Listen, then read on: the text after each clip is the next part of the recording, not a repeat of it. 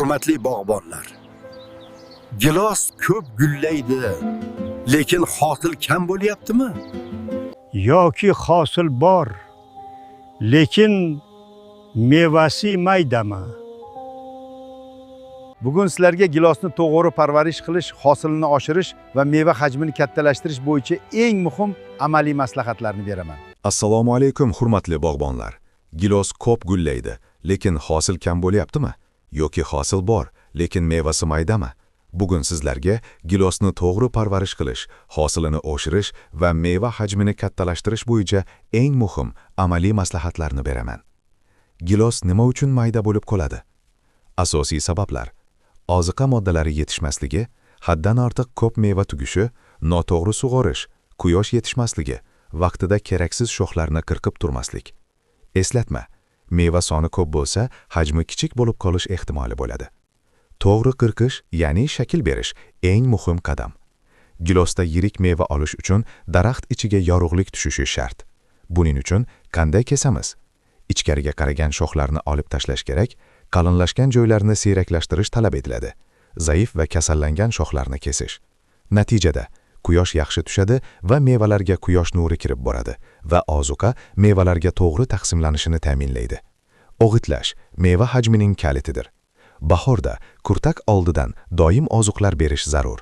Karbamid ya'ni azot 80-120 gram har bir daraxt uchun, ammofos 150-250 gram har bir daraxt uchun. Bu bosqichda o'g'itlashdan maqsad kuchli barg va novda hosil qilish. Gullashdan oldin bor 10 litr suvga 15-20 gram, ruh 10 litr suvga 20-30 gram bering. Chunki bor meva bog'lanishini va ushlab qolinishini oshiradi.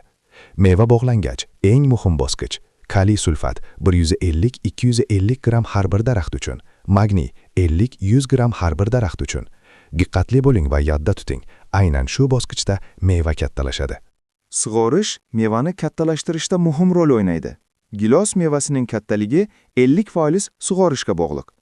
Qanday sug'orish kerak? Qoidalari: meva kattalashayotgan davrda tuproq quruq bo'lmasin. Kam-kam, lekin chuqur sug'oring. Hosil pishishga yaqin suvni keskin oshirmang, yorilish bo'ladi. Meva siyraklash professionallar usuli. Bu usul ko'pchilikka qiyin tuyuladi, lekin juda samarali. Juda zich bog'langan mevalarning bir qismini olib tashlash. Shofter 5-7 sm oralig'ida qoldirish. Natijada qolgan mevalar 2 barobar yiriklashadi. Kasallik va zararkunandalar nazorati esdan chiqmasin.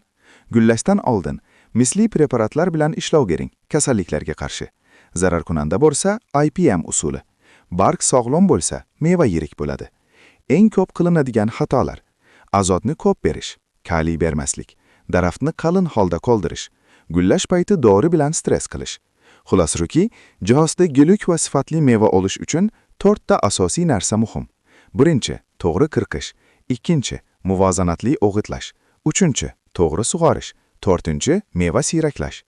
Agar shu qoidalarga amal qilsangiz, gilosingiz yirik, shirali va bozorga munosib bo'ladi.